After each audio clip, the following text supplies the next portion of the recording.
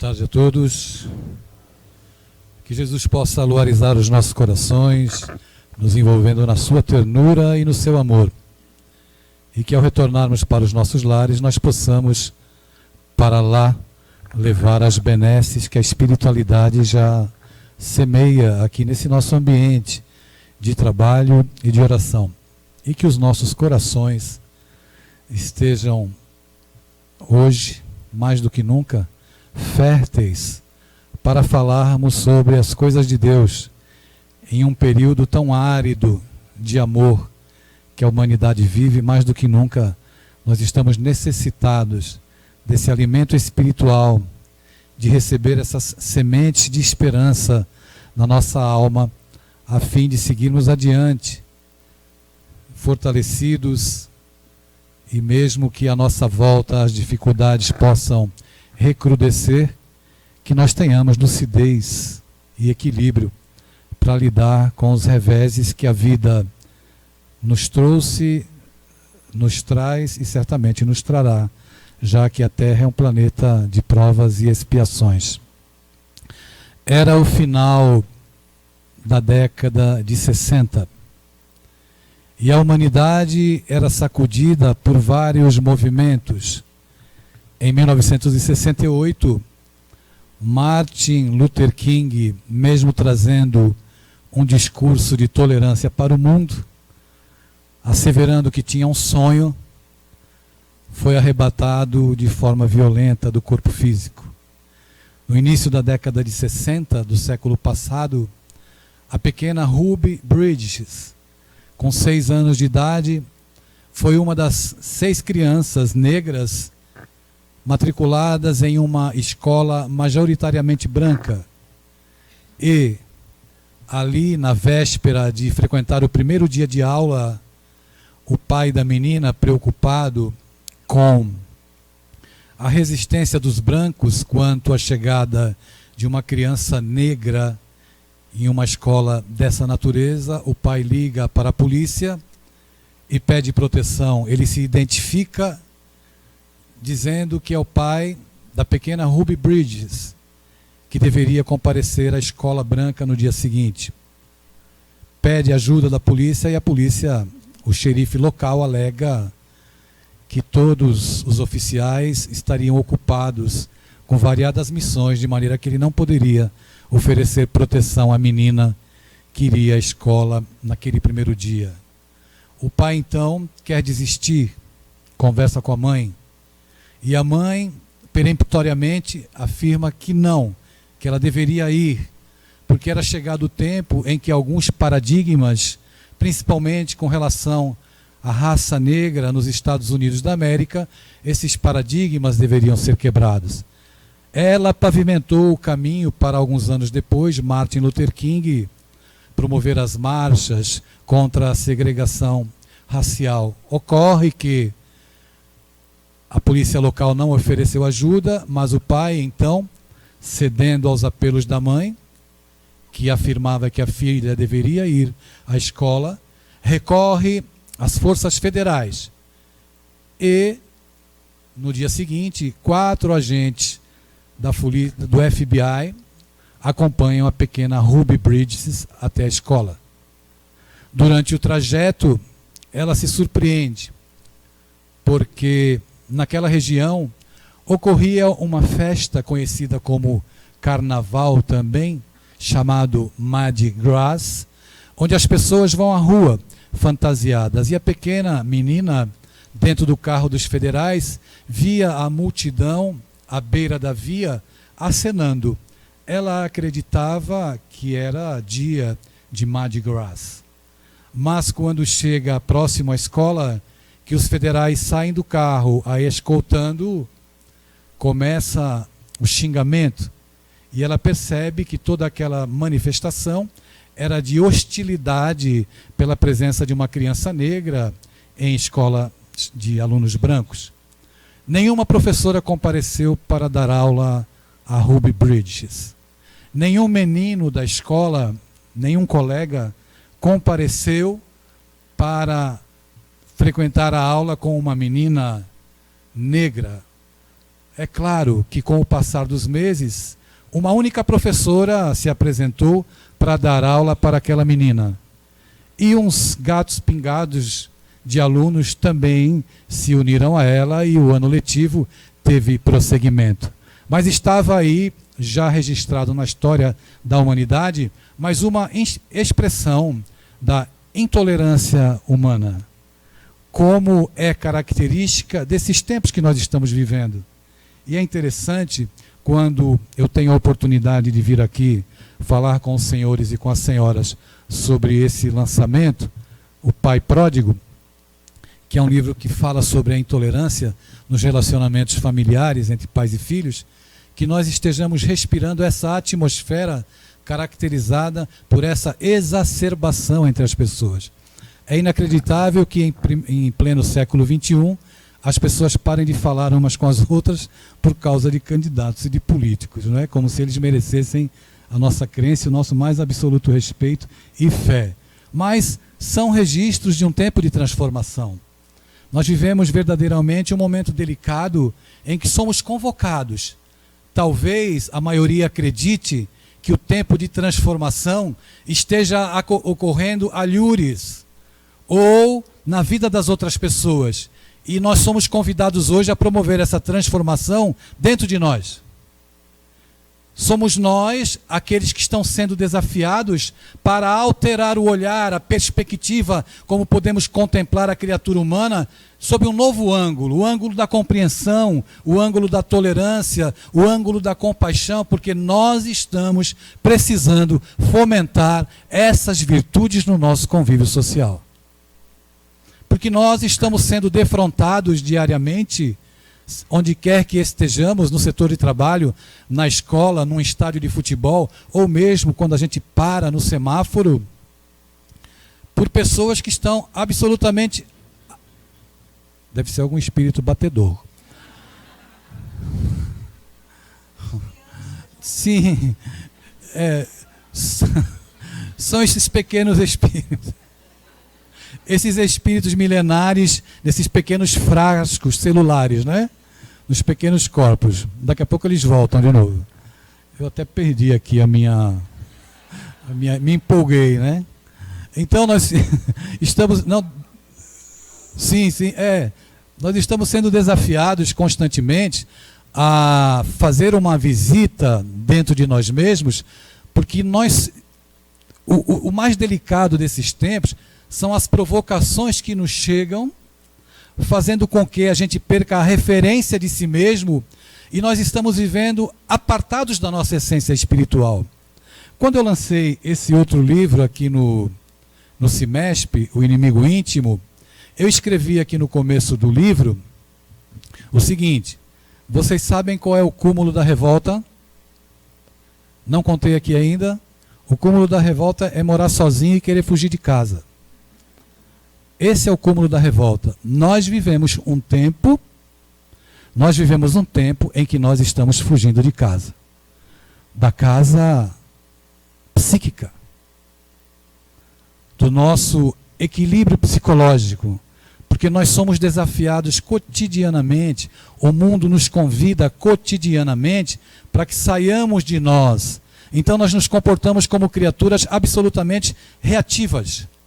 Nós nunca agimos, nós sempre reagimos. As pessoas nos sequestram emocionalmente, nos roubam de nós. E é nesse verdadeiro tsunami de emoções que a nossa sociedade se transformou, que muitos estão tendo dificuldade de morar em si mesmo, ou seja, de ficar em sua própria companhia. A vida na Terra, ela é absolutamente singular e muito desafiadora, de maneira que muitas vezes, mesmo você estando dentro da sua casa, cercado dos parentes, dos amigos, e a mensagem de abertura aqui falando da parentela veio bem a calhar, eu consegui ler e acompanhar, você se sente absolutamente sozinho. Às vezes dentro de casa com a família você está sozinho.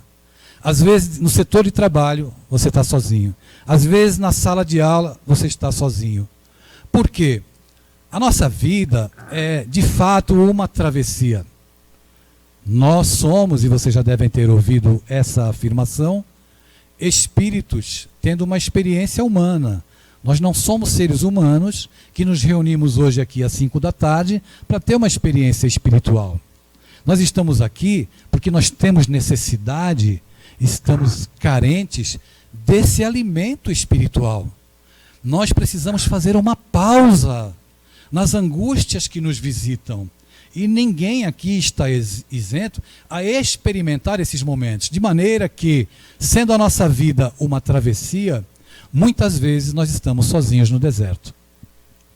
E é nesses instantes em que nós não conseguimos estabelecer um contato, ou por necessidade de promover um silêncio interior, ou por desejo de se aquietar um tempo para aurir forças para seguir vivendo. Em muitos momentos nós estamos sozinhos e precisamos estabelecer para nós um padrão comportamental hoje que possa erguer uma barreira psicologicamente invisível, né, que nos mantenha, de certa forma, apartados desses desafios constantes que a vida nos traz.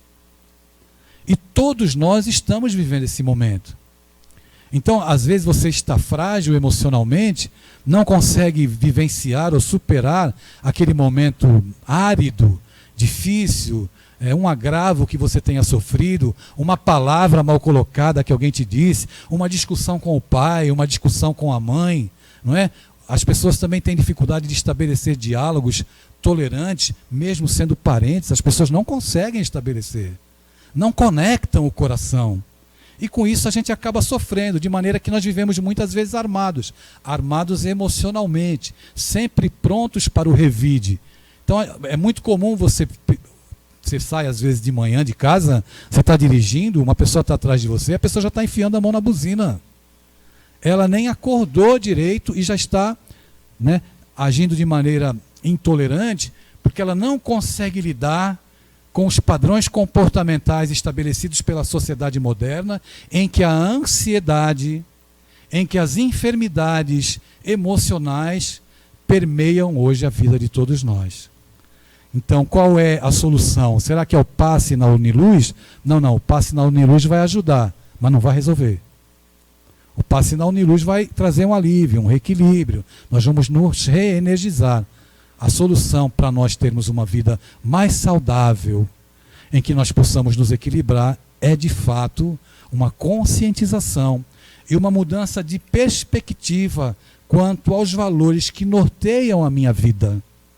E o que é que norteia a minha vida hoje?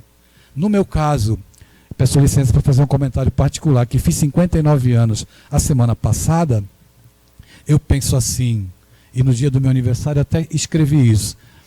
Eu já descobri que hoje eu tenho mais passado do que futuro aqui na Terra. Isso é uma verdade inconteste.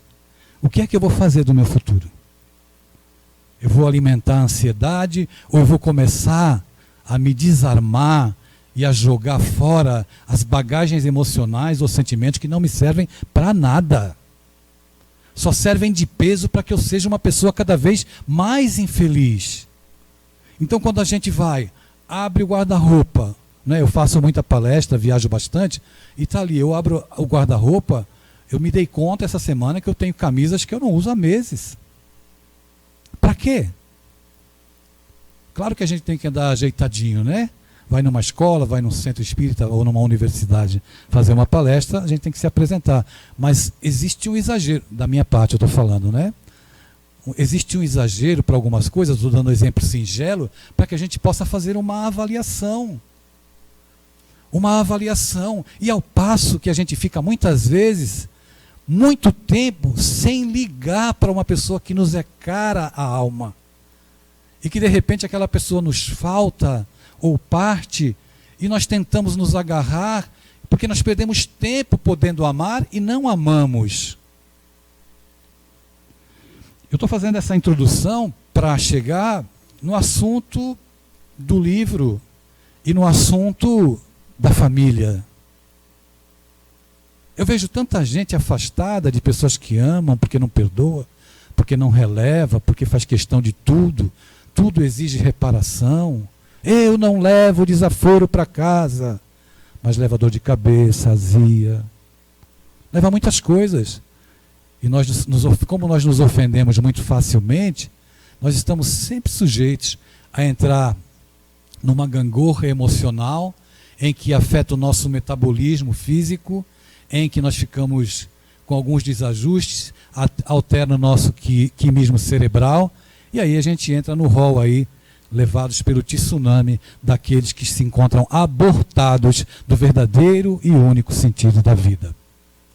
Se nós pararmos para pensar do quanto, preste atenção, você consigo mesmo, faz de conta que eu não estou aqui, só a minha voz ecoa no seu ouvido. Quanto a vida vem investindo em você? Já parou para pensar? E você vai dizer assim, não, a vida não investe nada em mim. Amigo, a vida investe em você todos os dias. E eu sempre faço a brincadeira dizendo isso. Hoje ainda, meia-noite, a misericórdia divina vai depositar na conta da tua vida 86.400 segundos para você gastar. Isso não é um investimento? O que é que você vai fazer amanhã desses 86.400 segundos? Vai brigar no trânsito?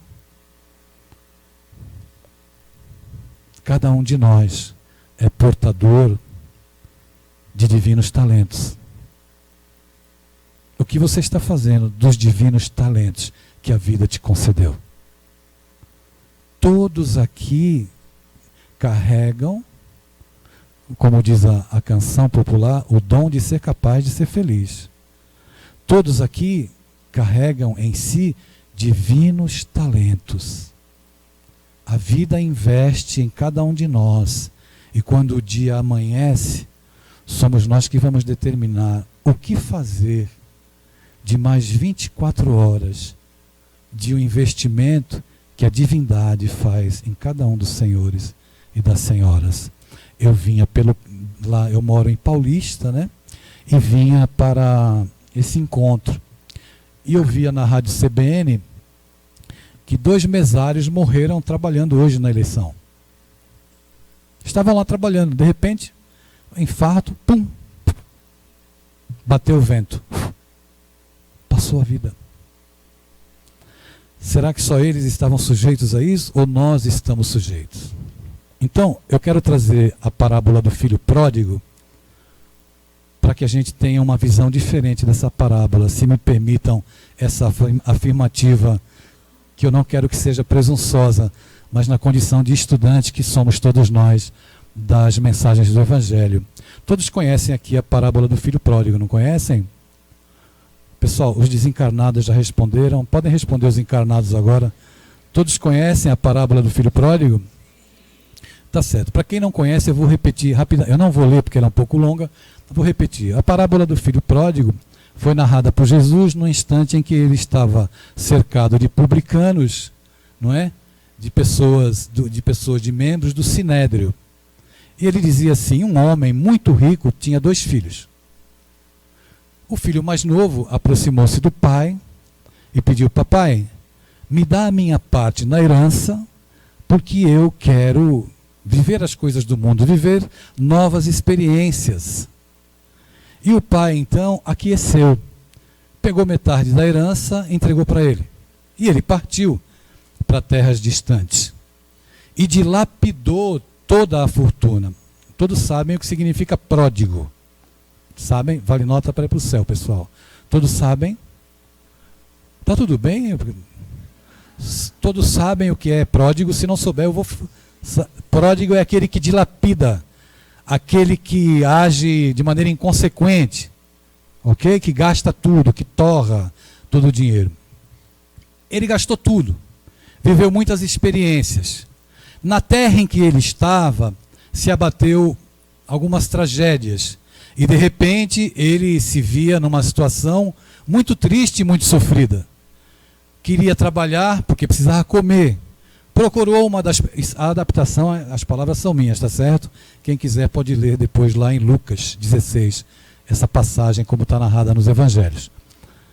Ele então procura alguém que lhe dá a oportunidade de cuidar de porcos. E muitas vezes, enquanto ele cuidava de porcos, ele sentia vontade de comer as alfarrobas que os porcos comiam. E ele então se lembra da casa do pai e diz assim: mas os funcionários do meu pai, os empregados do meu pai, têm a mesa farta E eu estou aqui nessa situação. A dor, que eu tenho repetido isso constantemente, que me foi ensinado pelo meu amigo amado e saudoso Richard Simonetti, a dor é o sino de Deus que plange, que toca. A dor vem, toca como sino para despertar o espírito humano. A dor, o sino tocou e ele decidiu: eu vou voltar para a casa do meu pai, vou dizer para ele: pai, pequei contra o céu e pequei contra ti. E ele queria se propor a ser um dos funcionários do pai. Tal a magnanimidade do pai com os funcionários que ele tinha. Ele queria apenas ser um funcionário do pai. Ele volta. E quando ele se aproxima da propriedade, o pai está à frente, casualmente. E quando o pai o vê, imediatamente o pai abre os braços e se regozija e sorri. Ele então, trôpego, abatido, olha para o pai, se aproxima e diz para o pai: pai, pequei contra o céu e pequei contra ti.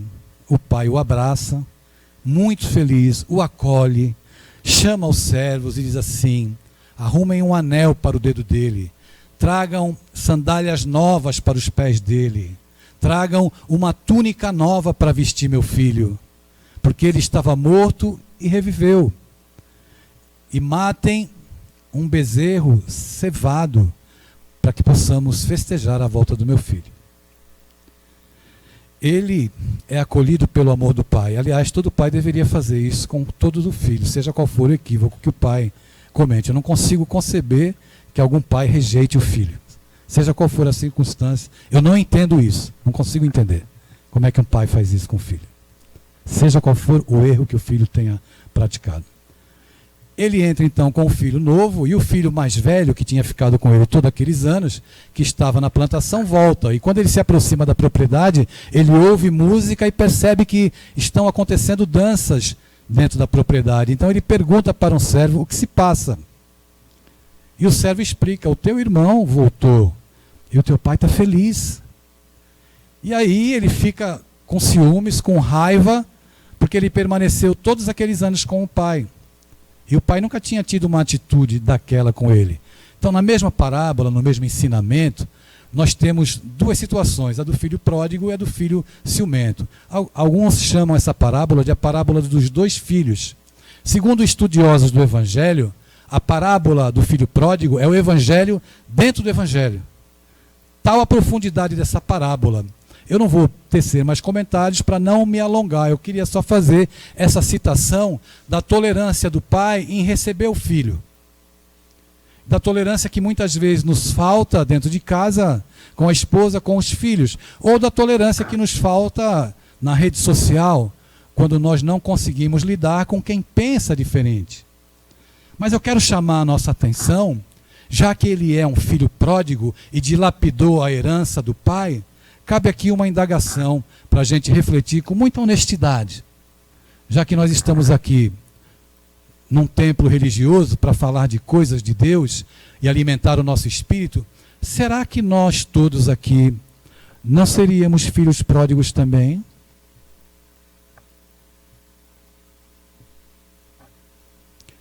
Porque a gente pensa em filho pródigo, a gente pensa em dilapidar dinheiro. Mas existem coisas mais importantes do que dinheiro que nós dilapidamos. Por exemplo, o tempo. O tempo é um tesouro, mas nós dilapidamos. Quanto tempo a gente perde, por exemplo, na rede social? Quanto tempo a gente perde alimentando situações que não vão nos acrescentar nada? Então é um tesouro que eu estou voluntariamente dilapidando. Haja visto... Nós podíamos indagar, se fosse possível agora, só numa mesa mediúnica mesmo, evocar os dois mesários para perguntar para eles sobre o tempo. O que é que o tempo tem de importante para nós? Porque nós somos ainda deseducados, ou seja, nós somos filhos pródigos dilapidando o tesouro do tempo. E são muitos os tesouros que nós temos. Quando eu disse, no começo da minha fala, acerca dos talentos divinos que cada um dos senhores e das senhoras traz em si, Será que nós sabemos quais são esses talentos? E se sabemos que temos um talento, nós estamos utilizando esse talento ou estamos dilapidando esse talento? Ou estamos gastando com coisas que realmente não nos acrescentam e que não nos trazem nada? Quando a gente se dirige a uma igreja, a uma sinagoga, a um centro espírita, é porque nós queremos esse alimento espiritual, queremos esse aconchego, nós queremos voltar para o Pai, para a nossa essência espiritual, porque nós somos espíritos. Você pode juntar o que for, não é seu. Você vai devolver. E os Espíritos nos ensinam, lá no Livro dos Espíritos, com uma sabedoria assim absurda. Allan Kardec indaga: o que seria a felicidade no campo material para o homem? E os Espíritos respondem: a posse do necessário. O que seria a felicidade no campo material para o homem? A posse do necessário. E a felicidade no campo moral? Allan Kardec pergunta, e eles respondem: a paz de consciência. É mole ou quer mais? Dá para fazer um seminário, não dá? A partir dessa pergunta? Felicidade na terra, a posse do necessário. Qual é o necessário para nós? 2 carros, 3 carros, 4 apartamentos, sei lá. É questão de cada um. E a paz, a felicidade moral, essa é mais difícil ainda. Paz de consciência. Quando entra a paz de consciência, entra uma série de situações. Não lesar o semelhante emocionalmente, não enganar, não adulterar, não trair, não roubar, não passar a perna, não roubar o sinal da TV a cabo, não fazer gato na luz. Difícil, né? Esse Jesus é um patrão danado de difícil de seguir. Mas cada um de nós carrega dentro de si essa paz, essa tranquilidade, ou não, porque somos nós que fazemos as nossas escolhas diuturnamente. Então, enquanto filhos pródigos, será que não vale a pena a gente refletir um pouquinho nos tesouros, nas bênçãos que nós temos? Será que não é chegado o momento, nesse instante de turbulência que a humanidade passa, nós estamos enfrentando um verdadeiro momento de turbulência. Nenhum de nós está isento da violência do mundo. A gente precisa refletir. Parar, descer do vagão, do trem da nossa vida, olhar a composição e ver se nós estamos indo na direção certa, no caminho certo, para fazer as nossas escolhas, já que, como diz Chico Xavier, aquela frase que ficou lapidar quando se completou 100 anos, em 2010, que foi lançado o filme Chico Xavier, aquela frase vem bem a calhar nesse momento da nossa reflexão. Ninguém pode voltar atrás e fazer um novo começo. Mas qualquer um de nós pode, a partir de agora, escrever um novo fim. Nesse instante, nós estamos todos no deserto, sozinhos, para refletir sobre estas questões. Nós devemos pensar, para que a gente possa experimentar a felicidade que é possível. Como filhos pródigos que nós somos, a gente precisa fazer o caminho de volta agora, com muita serenidade, com muita lucidez, com muita tranquilidade, para nos encontrarmos com Jesus. Certamente, todos os senhores e as senhoras, assim como eu, já ouvimos falar de Zaqueu. Não ouvimos? Zaqueu é aquele publicano, aquele cobrador de impostos.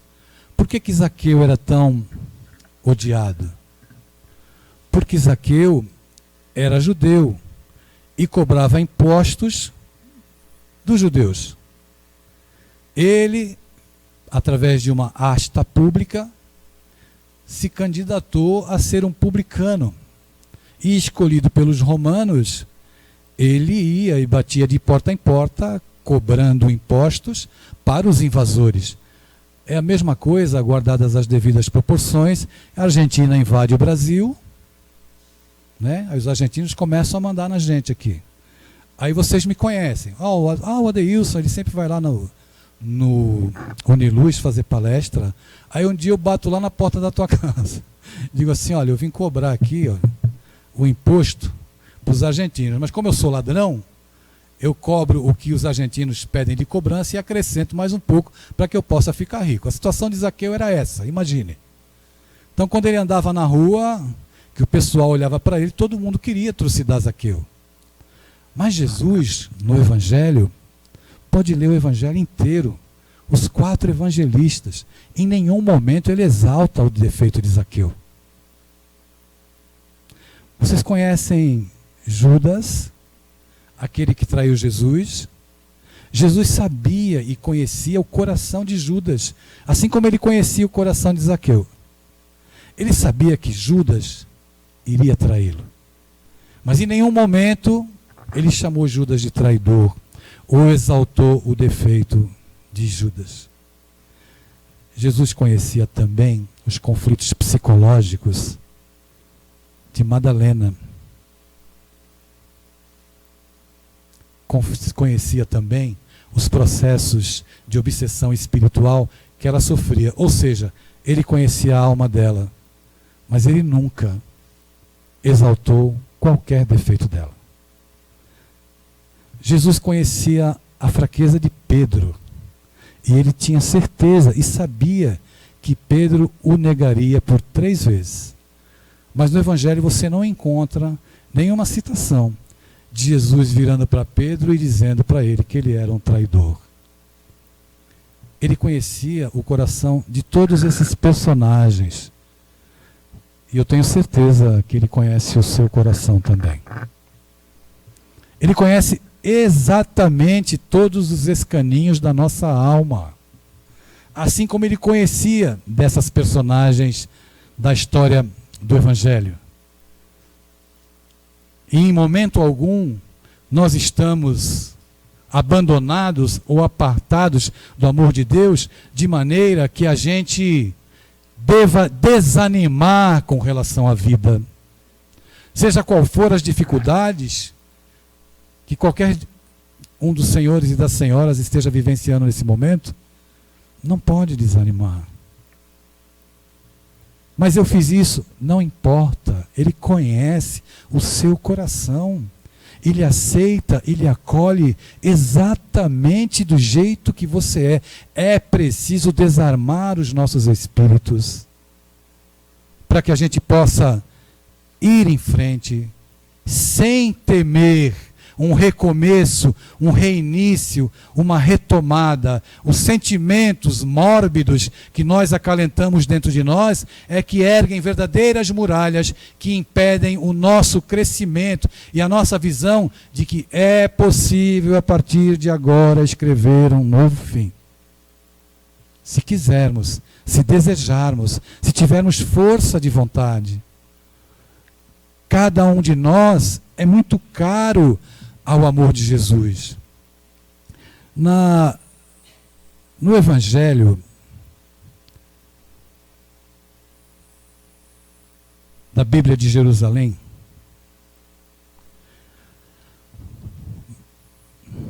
o tradutor escreve no Evangelho de Lucas, contando para nós acerca das 3 parábolas da misericórdia.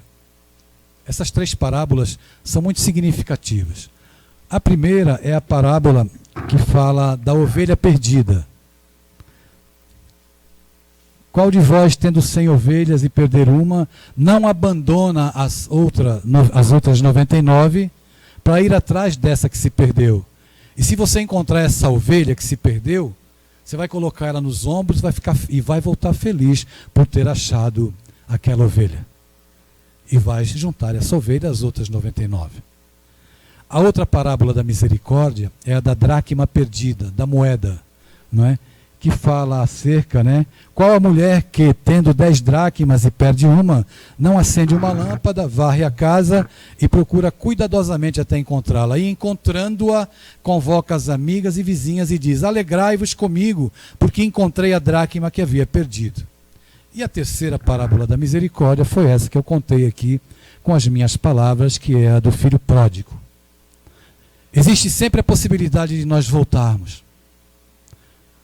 Ou de, através do perdão, nós trazermos alguém para a nossa vida que esteja necessitado de que façamos apenas acolhimento, um sinal de tolerância, uma palavra amorosa, um gesto. Alguém que por uma circunstância fortuita ou outra, numa palavra infeliz, no momento equivocado, nós nos ofendemos, nos sentimos magoados e decidimos condenar essa pessoa a viver apartada de nós o resto da vida. É sempre tempo de amor. É sempre tempo de amar, porque nós necessitamos desse amor e nós necessitamos de amar. A vida não tem sentido sem que nós a enfeitemos com gestos amorosos, com atitudes que possam agregar, acolher e espalhar misericórdia aonde quer que estejamos. Nós podemos ser, sim, agentes da misericórdia, dentro da nossa casa, no setor de trabalho ou em qualquer outro lugar. A mensagem que a gente quer deixar, muito inspirada nesses dias em que nós testemunhamos a intolerância graçando em meio aos relacionamentos humanos, é a mensagem da tolerância e de que amar é o único remédio. Quando a gente tolera, quando a gente aceita as pessoas como elas são, a cura da nossa alma já começa a se efetivar a partir do nosso coração. Tenhamos essa clareza, porque é desse pão que nós necessitamos. É desse alimento espiritual que a gente precisa. Quando nós pensarmos nessas personagens da história do Evangelho, que parecem ser hoje ícones santificados, não nos esqueçamos que eram homens e mulheres como nós, que Jesus conhecia os escaninhos da alma de todas essas personagens, assim como conhece o meu coração e o seu coração. Depende de cada um de nós. No momento da dificuldade e do desespero, não tenha vergonha de abrir a boca da sua alma para os ouvidos divinos. Faça uma prece, busque ajuda, faça uma pausa no teu dia. Quando acordar pela manhã, amanhã é segunda-feira, nós teremos um novo presidente, e seja ele qual for, nós temos que respeitá-lo como cidadãos de bem, como cidadãos civilizados, seja quem for, mesmo não nos agradando, é nossa obrigação. Ou nós estaremos aí por 4 anos amargurando e jogando pedras sem contribuir. O certo é que amanhã a gente tem que acordar para trabalhar, para cumprir a nossa obrigação, e ela deve ser feita com amor. Enquanto muitos se entrincheiram, vivem entrincheirados na intolerância, que nós possamos ganhar liberdade da lucidez e da consciência de quem sabe que é cidadão no universo, que está passando pela terra, e a gente precisa dar a nossa contribuição responsável para que o nosso país possa crescer. Isso faz a diferença. Uma tomada de postura diferente daquela que nos prende à rebeldia e nos entrincheira em conceitos equivocados, ou que precisam ser, nesse momento, esquecidos, é questão realmente de sofrimento e de escolha de cada um. Eu gostaria de, no encaminhamento já para o encerramento do nosso encontro, né, os poucos minutos que a gente tem, dizer a vocês que eu escrevi esse livro. Conta a história de um pai. Eu coloquei o pai na posição do filho pródigo, porque nós vivemos um tempo em que muitos pais veem na família um tesouro e em determinado momento dizem assim: eu não estou mais feliz aqui nesse casamento, da minha parte que eu quero ir embora. E nós vivemos um tempo de muitos filhos órfãos de pais vivos. Pais que estão dentro de casa, mas não participam da vida dos filhos. Pais que estão dentro de casa, mas não se interessam por nada que seque a vida dos filhos. Eu faço muita palestra em escolas e há muito tempo meu discurso sempre foi um discurso de acolhimento. Acolhimento com as diferenças, acolhimento das pessoas como elas são. Eu sempre disse isso. E nas escolas que eu vou pelo Brasil, muitos jovens pedem para conversar comigo sobre os seus problemas, sobre as suas dificuldades. Então eu sempre venho acolhendo todos eles. E como eu tinha uma teoria muito boa, chegou um momento em que Deus quis me convocar para fazer a prova prática. E fazer a prova prática é bem diferente de fazer teoria, né? Quando a gente fala é uma coisa, mas quando a prova vem e bate lá dentro da tua casa, aí as coisas são mais complicadas. E foi isso que aconteceu comigo. E foi muito interessante, porque quando eu acabei de escrever esse livro, Deus me chamou para a prova prática. E a minha prova prática, eu gostaria de pedir licença para os senhores e para as senhoras, para narrar para todos, se deu da seguinte maneira. Eu tenho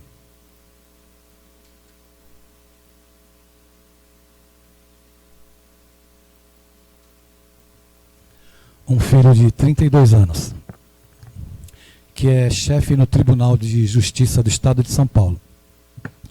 Ele é responsável por um setor do tribunal lá em São Paulo. E todas as vezes que eu vou para São Paulo, que eu vou cumprir jornada de palestras na capital ou no litoral, eu me hospedo na casa do meu filho para matar saudade, para vê-lo, e é confortável, né? A gente conversa bastante. A minha filha, a irmã dele, mora em Santos. Então eu vou São Paulo capital, desço para Santos, faço as palestras, depois volto para Recife. E eu estive, há alguns meses atrás, cumprindo uma jornada de palestras e dormi na casa do meu filho e tal, conversamos pouco à noite. Na manhã seguinte, nós combinamos de tomar café na padaria, né? Vocês sabem que paulista, eu sou paulista, né? Paulista tem esse hábito de tomar café em padaria e comer pão na chapa e um pingado. E lá fomos nós tomar café. Tomamos o café e ele me disse assim: pai, eu preciso ir porque eu vou ao médico. E eu perguntei a ele se estava tudo bem, ele disse que estava tudo bem.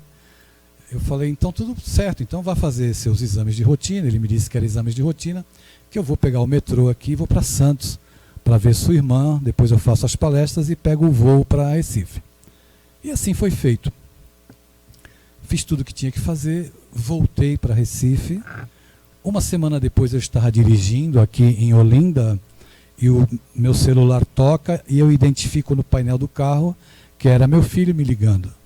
Eu atendi e ele me disse assim: pai, eu estou percebendo que você está no Viva Voz. E eu disse: estou mesmo. E ele disse assim: eu preciso falar com você, mas é melhor que você esteja em casa. E aí eu disse: olha, daqui a poucos minutos eu estarei em casa e eu te ligo e a gente conversa. Pode ser? Pode ser. Tá bom. Fui para casa. Eu sou um pai chiclete, né? Aqueles pai que gruda assim. Sou um pai muito presente na vida dos meus filhos e me orgulho muito disso. Com a devida distância e o respeito, né, que a gente precisa ter e dar liberdade a eles. Eu cheguei em casa, imediatamente liguei para ele. Ele me perguntou: você está sozinho? Eu disse: estou. Ele falou: chame a Ana Paula. Ana Paula é minha esposa, também conhecida como meu livre-arbítrio, que está ali fora com os livros. Meu livre-arbítrio, chamei o meu livre-arbítrio. Ana Paula veio, sentou e meu filho disse assim: papai, preciso te dizer algo muito sério. Eu disse: pois não, pode falar. Faz 1 ano e meio que eu estou fazendo tratamento psiquiátrico, porque eu descobri que eu sou transgênero. Aí eu disse assim: você descobriu que é transgênero? Ele disse: é. Eu falei: tá, e isso muda o que no amor que eu sinto por você? O que vai mudar no amor que eu tenho por você, o fato de eu descobrir agora que eu tenho uma filha? Você só vai ter que ter paciência comigo. Eu quero aproveitar e te pedir perdão. Me perdoa, porque eu ando em tantas escolas, em tantos lugares que eu vou, as pessoas, eu falo para os pais, quando eu faço palestra para os pais, pais, quando voltarem para casa, parem de falar com seus filhos e comecem a conversar com seus filhos, prestem atenção nos seus filhos. Eu sempre digo isso, parece que eu não prestei atenção em você. Você me perdoa? Aí ele me disse, de jeito nenhum, não tenho que perdoar, está tudo bem, está tudo certo. E eu disse a ele assim, aonde você não for bem-vindo, eu também não serei bem-vindo. Onde você não for respeitado, eu também não serei respeitado. Só quero dizer que eu amo você e que não muda nada no meu amor, a sua condição de transgenia. Certamente você viveu muitos sofrimentos, muita disforia. Disforia é o sofrimento que a pessoa experimenta entre o psiquismo e o corpo que ela habita, quando falta a identidade. Então eu conversei, mas chegou uma hora que a conversa cessou, porque ele começou a chorar muito e não conseguia conversar comigo. Porque certamente o meu acolhimento deve ter causado um impacto forte nele. Isso porque ele não acompanha o meu trabalho. Se ele acompanhasse, ele veria que o pai dele é assim. Nós desligamos o telefone e eu tive dificuldade para dormir durante 15 dias. Eu não tive dificuldade para dormir porque eu tinha uma filha transgênero. A minha dificuldade, o meu medo, era do que um mundo de pessoas hipócritas, principalmente nos meios religiosos. Os meios religiosos é onde tem pessoas mais hipócritas do mundo. Nos meios religiosos é onde a gente encontra mais Jesus nos lábios, menos no coração. Então, carregava um sofrimento e pensava, o que será que vão fazer com a minha filha? Mas depois eu me acostumei. No dia que eu soube, no dia seguinte, quando eu acordei, eu já comecei a ensaiar a minha nova paternidade. Eu pegava o WhatsApp e comecei a substituir o artigo definido masculino o pela letra A. E eu escrevia, bom dia, filha. Como vai, filha? Você está bem, filha? E fui exercitando para ir me adaptando, porque eu estava experimentando uma gestação na minha alma. Eu estava aprendendo a amar a essência e não a forma social, e não a forma humana, que às vezes as pessoas cobram, mas não demonstram caráter algum, envergando o corpo masculino ou feminino, porque o caráter não está na genitália.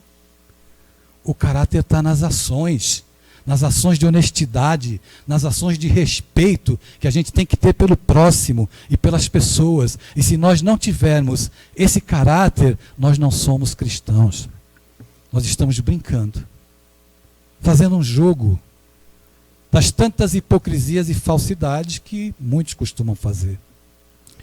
Ocorre que depois de um mês eu teria que ir a São Paulo de novo e eu iria encontrar a minha filha pela primeira vez. O mês passou rápido e lá fui eu para São Paulo. Fiz as palestras, chegou o dia de encontrá-la frente a frente. Confesso que eu acordei ansioso naquele dia. Acordei pensando, eu preciso comprar um presente para minha filha para demonstrar para ela a minha sensibilidade, o meu amor e o meu acolhimento. Passei o dia todo, não pensei em nada. Mas quando o Uber parou na porta do prédio, eu olhei e vi uma floricultura e fiquei muito feliz. E pensei, vou levar flores para minha filha. Fui na floricultura, escolhi os botões mais bonitos.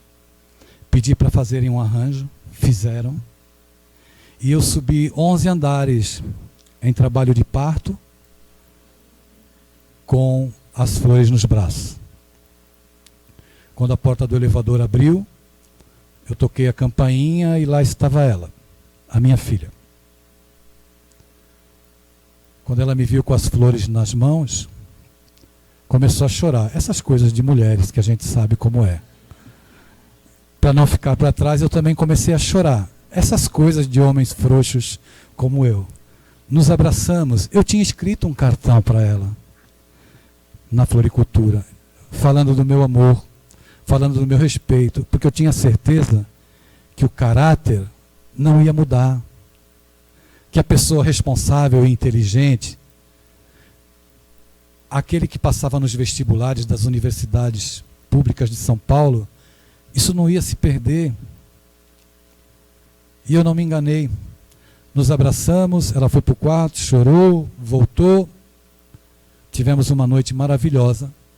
Eu estou aqui narrando essa história porque, como educador, como alguém que fala de educação, é minha obrigação, quando eu julgo necessário, como o tema é o pai pródigo, e esse livro fala sobre tolerância entre um pai que prega o amor ao próximo, mas que não consegue amar o próprio filho.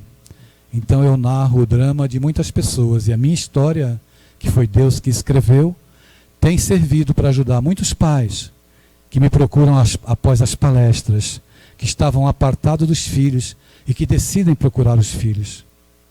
Então, eu pedir licença a vocês para contar, porque eu julgo necessário lastrear a minha fala numa vivência genuína, e nesse caso eu estou tendo, e estou muito feliz por isso. Hoje, dia 28 de outubro, onde ocorre o segundo turno no Brasil, a minha filha foi votar. E ela foi acompanhada por uma equipe de cinegrafistas, porque ela vai participar de um documentário do voto das mulheres trans. E eu desejo sinceramente que ela continue sendo essa filha transcendente para mim, que me transporta para o céu quando eu estou ao lado dela, que me dá muito amor, porque ela é muito linda, mas ela não é linda na forma física, ela é linda como espírito, que acolhe, que agrega, como tantos que andam por aí. É preciso que nós mudemos a lente, que nós mudemos o olhar, para olhar para as pessoas sob a forma espiritual que elas têm, com tudo de bom que elas têm, com os dons que eu disse no início da minha fala, os dons e os talentos divinos que a divindade deu a cada um dos senhores e das senhoras. O que nós vamos fazer com os nossos talentos é uma escolha de cada um. Muita paz.